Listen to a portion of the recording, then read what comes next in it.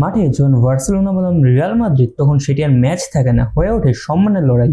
সেই লড়াইয়ে আবারও শেষ আসে আসলো কাতালানরা। চির প্রতিদ্বন্দ্বী রিয়াল মাদ্রিদকে হারিয়ে স্প্যানিশ সুপার কাপের শিরোপা জিতে নিয়েছে বার্সেলোনা।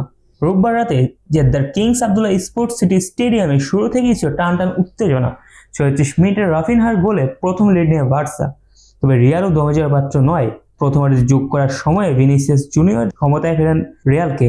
ঠিক 2 মিনিট পরে রবার্ট লেভানডোভস্কি বার্সাকে আবারও এগিয়ে নেন। দ্বিতীয়ার্ধে গঞ্জালো গার্সিয়ার গোলে রিয়াল আবারও সমতায় ফিরলে ম্যাচ করায় রোমাঞ্চকর মোড়ে।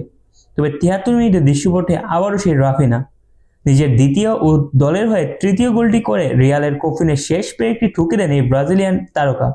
আর এতেই 3-2 ব্যবধানে নিশ্চিত হয় বার্সার এল ক্লাসিকো জয়। কোচ হ্যান্সি ফ্লিকের অধীনে এটি বার্সার টানা দ্বিতীয় সুপার কাপ জয়, আর টুর্নামেন্টের ইতিহাসে এটি তাদের রেকর্ড 16তম শিরোপা। ম্যাচ শেষে তৃপ্ত ফ্লিক জানান, রিয়ালের বিপক্ষে শিরোপা মানেই দারুণ কিছু। তিনি বলেছেন, সুপার কাপ আমাদের জন্য খুবই গুরুত্বপূর্ণ। জয়টা যখন রিয়াল মাদ্রিদের বিপক্ষে, তখন সেটা আরও বড় হয়ে ওঠে। শুধু জয় নয়, মাঠে প্রতিপক্ষের উপর আধিপত্য ধরে রাখাটাই ছিল সবচেয়ে বড় প্রাপ্তি।